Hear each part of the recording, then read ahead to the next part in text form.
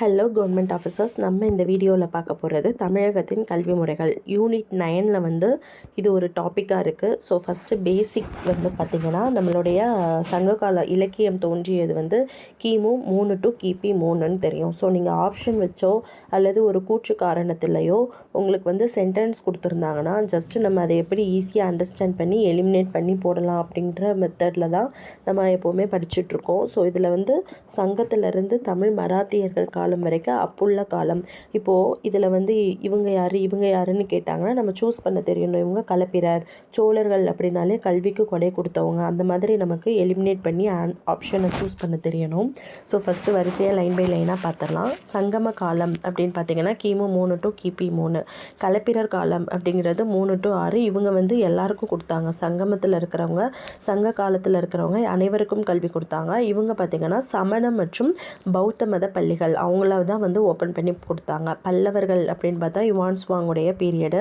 So Sanskrit plus ஜாதி மதம் பார்த்து தான் கொடுத்தாங்க. சோழர் அப்படின்னாலே கல்விக்காக கொடை கொடுத்தவங்க தான். ஸோ சோழர்கள் காலத்தில் வந்து நம்ம 6th ஸ்டாண்டர்ட் புக்கில் கூட அந்த திருநாவுக்கரசர் அப்புறம் இவங்க எல்லாருமே காஞ்சிபுரத்தில் கல்விக்கு உள்ள காஞ்சி நகரம் அப்படின்லாம் படிச்சிருப்போம் இல்லையா. அதெல்லாம் சோழர் காலத்து பீரியட் தான். ஸோ அதை என்ன சொல்லுவாங்கன்னா சதுர்வேதி மங்கலம். அவங்களுடைய பிளேஸ் வந்து அவங்க சொல்லி கொடுக்கக்கூடிய இதை வந்து பாடசாலையை சதுர்வேதி மங்கலம், திரிபுவனை அப்படின்னு சொல்கிறவங்க யாருன்னா சோழர்கள். நெக்ஸ்ட்டு வந்து வேத கல்லூரி எண்ணாயிரம். இது எங்கே இருக்குன்னா விழுப்புரத்தில் இருக்கும். நூலகம், திருவிடைக்கலை, கல்வெட்டு இதை பற்றி சொல்கிறது. சோழர்களுடைய கல்வெட்டு வந்து என்னன்னு கேட்டாங்கன்னா திருவிடைக்காழை. இது எதை பற்றி சொல்லுது அப்படின்னா நூலகம் மற்றும் கல்வியை பற்றி சொல்கிறது. பாண்டியர்கள் அப்படின்னு பார்த்திங்கன்னா சாலைகள், காந்தலூர் சாலை. காந்தலூர் அப்படின்னாலே பாண்டியர்கள். சாலபோகம் அப்படின்றது ஆசிரியர்களுக்கு கொடுக்கப்பட்ட நிலக்கொடை தான் வந்து சாலபோகம். நெக்ஸ்ட்டு நாயக்கர் காலம் வந்து நாயக்கர்கள் அப்படின்னாலே அந்த திண்ணையில் வந்து குருக்கு வந்து சேவை பண்ணி படித்து செஞ்சுருப்பாங்கள்ல, திண்ணை பள்ளி, அதான் வந்து நாயக்கர் காலம். வகுப்புவாத கல்வி, பிராமணர் கல்வி அந்த மாதிரி இருந்திருக்கும். தமிழ் மராத்தியர் காலம்னு பார்த்திங்கன்னா 2ஆம் சரபோஜி அவர் பீரியடில் வந்து ஆரம்பிச்சிருப்பாங்க. ஸோ இதுதான் வந்து சங்க காலத்தில் இருந்த கல்வி முறை. நெக்ஸ்ட்டு வந்து ஐரோப்பியர் வந்தாங்க இல்லையா. 1498 வாஸ்கோடகாமா மே 20 வந்திருப்பார். ஸோ இந்த பீரியடுக்கு அப்புறமா வந்து அவங்க வந்து கொஞ்சம் கொஞ்சமாக நம்ம கண்ட்ரிக்குள்ளே உள்ளே புகுந்துட்டாங்க. உள்ளே புகுந்து அவங்க ரூல் பண்ணிக்கிட்டு இருந்தாங்க. நமக்கு ஒன்றுமே தெரியலை. ஸோ இவங்க பேசுகிறத எஜுகேஷனையாவது கொஞ்சம் என்னன்னு இவங்களுக்கு புரியணும் அப்படின்னு சொல்லி ஸ்மிருதி அப்படின்னு சொல்லுவாங்க. ஸ்மிருதிகள் அப்படின்னு பார்த்திங்கன்னா நமக்கு வந்து ரிட்டன் எஜுகேஷன் சிஸ்டம் இருக்குது. அது காது வழி செவி வழியில் சொல்லி கொடுக்கறது தான் வந்து அந்த ஸ்மிருதி அப்படின்ற எஜுகேஷன் மெத்தட். அதை தான் ஸ்டார்டிங்கில் வந்து ஐரோப்பியர்கள் வந்து நமக்கு கொடுத்துருப்பாங்க. ஸோ நவீன கல்வி முறை, முதல் நவீன பள்ளி எங்கே ஸ்டார்ட் பண்ணாங்கன்னா தரங்கம்பாடி 1812 அப்படின்ட்டு நம்ம புக்கில் வந்து அந்த திருக்குறளில் கூட அச்சடிச்சிருக்காங்கன்னு சொல்லி பார்த்துருக்கோம் இல்லையா. அதுதான் தரங்கம்பாடி, டேனிஷ். தரங்கம்பாடியில் ஃபஸ்ட்டு நவீன பள்ளி ஸ்டார்ட் பண்ணுறாங்க. நெக்ஸ்ட்டு கோத்திஸ் ஃப்ரெஞ்சு பள்ளி. அப்புறம் வந்து உண்டு உறைவிட ஹாஸ்டல் மாதிரி பண்ணினது வந்து ஆங்கிலேயர்கள் தான். பாளையங்கோட்டையை வந்து நம்ம என்ன சொல்லுவோம்னா 7th புக்கில் இருக்கும்ல தென்னிந்தியாவின் ஆக்ஸ்போர்டு. ஸோ பட்டய சட்டம் அப்படின்றது 20 வருஷத்துக்கு ஒருக்க போடக்கூடிய சட்டம் தான் வந்து பட்டய சட்டம். பிரிட்டிஷ்க்கும் நம்ம கண்ட்ரிக்கும் வந்து போடுவாங்க. ஸோ இந்த ஃபஸ்ட்டு போட்ட 813 அந்த பட்டய சட்டத்தில் என்ன சொன்னாங்கன்னா நாங்கள் உங்களுக்கு எஜுகேஷன் வந்து ப்ரொவைட் பண்ணுறோம், அதுக்காக ஒரு 1 lakh கொடுக்குறோம் அப்படின்னு சொல்லி பட்டய சட்டம் போடுறாங்க. அப்புறம் 835 20 வருஷம் கழிச்சு 833 வரும். இப்போ மெக்கல்லோடைய பீரியட்ஸ் வருது. மெக்கல்லோ அவர் என்ன சொல்கிறாருன்னா மினிட்ஸ் ஆஃப் இந்தியன் எஜுகேஷன், அதாவது இந்தியர்கள் வந்து நிறத்தாலும் இரத்தத்திலும் இந்தியர்களாக இருங்க. பட் அறிவு சிந்தனை பார்த்திங்கன்னா நீங்கள் இந்தியர்கள் தான், ஆனால் எப்படி இருக்கணும்னா ஆங்கிலேயராக இருங்க. உங்களோட பாடி எல்லாமே ஓகே தான், பட் உங்களோட பிரெயின் வந்து எப்படி இருக்கணும்னா ஃபாரினர் மாதிரி இருக்கணுமா, ஏன்னா அவங்க படித்தவங்க தான் அப்படின்னு சொன்னது வந்து யாருன்னா மெக்கல்லோடைய கூற்று. 1835 ஆங்கில வெளிக்கொள்கை வந்து கல்வி வந்து இந்த மெத்தடில் உள்ளே வந்ததுக்கப்புறம் சார்லஸ் வுட் அறிக்கை. இது இம்பார்ட்டன்ட் ப்ரீவியஸ் இயர் கொஸ்டின். 1854 இதைத்தான் வந்து நம்ம என்ன சொல்லுவாங்கன்னா மேக்னா கார்ட்டா, அதாவது தட் மீன்ஸ் மகா சாசனம் அப்படின்னு சொல்லக்கூடிய அறிக்கை வந்து சார்லஸ் வுட் அறிக்கை 1854. இவங்க என்ன செய்கிறாங்கன்னா வட்டார மொழி எல்லா ரூரல் ஏரியா இருக்கும் இல்லையா, அங்கே எல்லாருக்குமே வந்து ஆங்கிலத்தை வந்து கொடுக்கணும், சப்சிடி மூலமாக ஒவ்வொரு கவர்மெண்ட் ஸ்கூலுக்கும் கொடுக்கணும் அப்படின்றத வந்து திங்க் பண்ணக்கூடிய அறிக்கை தான் வந்து சார்லஸ் வுட் அறிக்கை. நெக்ஸ்ட்டு 56 தான் வந்து ஃபஸ்ட்டு சைதாப்பேட்டையில் முதல் ஆசிரியர் அப்படின்னு வச்சு ஒரு ஸ்கூல் வந்து ஓப்பன் பண்ணுறாங்க.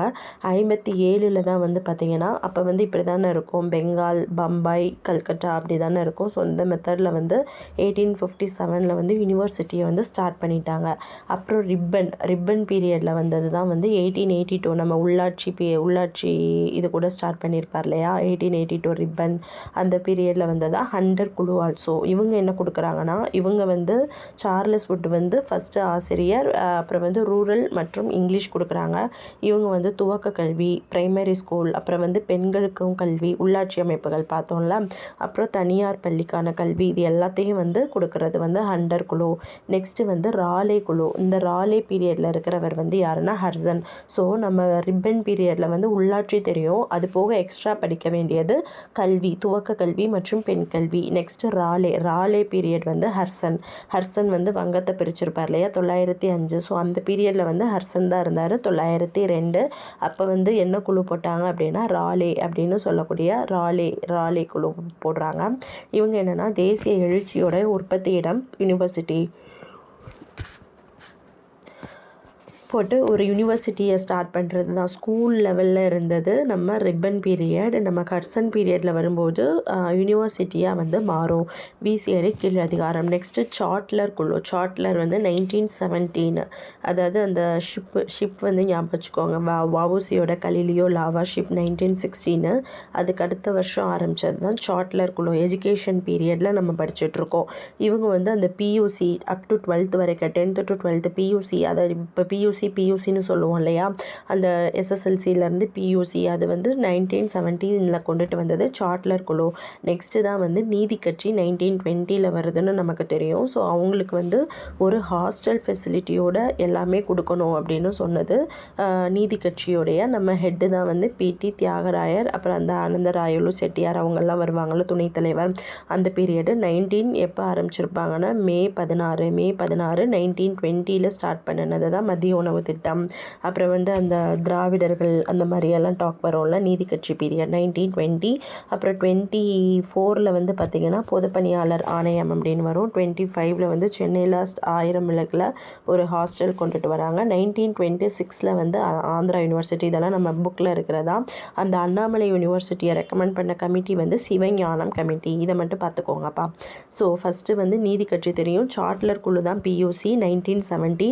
1902 வந்து ராலே குழு ஹர்சன் பீரியடு.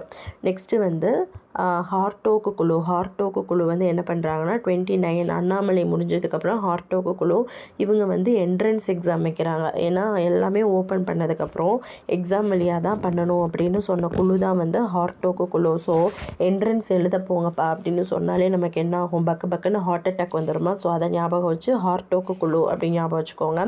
சாட்லர் குழு வந்து பியூசி வந்து சேட்டு முடிச்சிருக்கேன், பியூசி படிச்சுட்டு சேட்டு படிச்சிருக்கேன் அப்படின்னு ஒரு எக்ஸ்ட்ரா ஒரு டிகிரி சாட்லர், அதை ஞாபகம் வச்சுக்கலாம். ஸோ நெக்ஸ்ட்டு வந்து வார்தா கமிட்டி, வார்தா கல்வி திட்டம் வந்து 1937. இது நம்ம ராஜாஜி பீரியட் தான். 37 to 39 அவர் சிஎம்மாக இருப்பார். அந்த பீரியடில் அவர் கொண்டுட்டு வந்த கல்வி திட்டம் தான் வந்து வார்தா. தட் மீன்ஸ் இவங்க சொல்கிறது வந்து குலக்கல்வி. அப்பா செருப்பு தைக்கிறாரா, அப்போ பையனும் செருப்பு தான் தைக்க வேண்டும் அப்படின்னு சொன்னது தான் நம்ம ராஜாஜியோட குலக்கல்வி திட்டம். ஸோ இதோட ஹெட்டாக இருந்தவர் ஜாகிர் ஹுசேன் தான். நெக்ஸ்ட்டு வந்து வர்ணாசிரமம் திட்டம், இதை வந்து கொண்டுட்டு வந்தது பெரியார். இதுக்கு தான் வந்து அவரை ராஜினாமா பண்ண சொல்லி தூக்குவாங்க. நெக்ஸ்ட்டு வந்து சார்ஜென்ட் கல்வி 1944. ஸோ ஃபஸ்ட்டு ஆரம்ப கல்வி பீரியட் வந்து 3 to 6. இப்போ நம்ம ப்ரீகேஜி எல்கேஜி சேர்க்குறோம் இல்லையா, அந்த மாதிரி ஒரு சிஸ்டமேட்டிக்காக வயதை வந்து டிக்ளேர் பண்ண கமிட்டி தான் வந்து யார் அப்படின்னு பார்த்தீங்கன்னா சர்ஜான்ட் கமிட்டி. அவங்க தான் வந்து வயதை டிக்ளேர் பண்ணியிருக்காங்க. 3 to 6, 6 to 11. தாய்மொழி கல்வி வந்து எல்லா ஹை ஸ்கூல்லையும் கிடைக்கணும். அப்புறம் கல்வித்துறை ஓகே. மொத்தம் வந்து சார்ஜென்ட் கல்வி 1944. வர்தா பீரியட் அப்படின்னா நம்ம ராஜாஜி பீரியட் 37. ஹார்ட் அட்டாக்கே வந்துடுது என்ட்ரன்ஸ் எக்ஸாம் சொல்லி 1929. அது வந்து அண்ணாமலை யூனிவர்சிட்டி கொண்டுட்டு வராங்க. யூனிவர்சிட்டி வச்ச உடனேயே வந்து சிவஞானம் கமிட்டி யூனிவர்சிட்டியை ரெக்கமெண்ட் பண்ண உடனே ஹார்டோ குழு வந்து என்ன சொல்லுவாங்கன்னா என்ட்ரன்ஸும் சேர்த்து வைங்கன்னு சொல்லுவாங்க. நீதி கட்சியும் தெரியும் 1920. சாட்லர் வந்து பியூசி முடிங்க அப்படின்னு சொல்கிறாங்க 1917. சாட்லர் குழு. ராலே குழு 1902. இவங்க யார் இருப்பாங்கன்னா ஹர்சன் இருப்பாங்க. ஹண்டர் குழு நமக்கு தெரியும். 1982 பெண் கல்வி, அது வந்து ரிப்பன், உள்ளாட்சி, துவக்க கல்வி எல்லாரும் இருப்பாங்க. ஸோ சார்லஸ் வுட் அறிக்கை வந்து பார்த்திங்கன்னா இந்திய கல்வியோட மகா சாசனம் அப்படின்ட்டு சொல்லக்கூடியது வந்து சார்லஸ் வுட் அறிக்கை 1854. இவங்க வந்து ரூரல் அப்புறம் வந்து இங்கிலீஷ் இந்த மாதிரியெல்லாம் கொண்டுட்டு வந்திருக்காங்க. சைதாப்பேட்டையில் தான் ஃபஸ்ட்டு ஸ்டார்ட் பண்ணியிருக்காங்க. நெக்ஸ்ட்டு வந்து யூனிவர்சிட்டியாக பிளான் பண்ணது அப்போ வந்து பார்த்திங்கன்னா 1857. நெக்ஸ்ட்டு பட்டய சட்டம் 1833 1813 அதில் தான் 1 lakh கொடுத்து எஜுகேஷனை சொல்லிக் கொடுங்க அப்படின்னு சொல்லியிருப்பாங்க. 1835 வந்து மெக்கலோட குறிப்பு, இந்த கோட்ஸ் வந்து மெக்கலையோட கோட்ஸ். இவ்வளோ தான் ஃப்ரெண்ட்ஸ். ஸோ இந்த வீடியோ யூஸ்ஃபுல்லாக இருக்கும். பிடிச்சா சப்ஸ்கிரைப் பண்ணுங்கள், ஃபாலோ பண்ணுங்கள். தேங்க்யூ.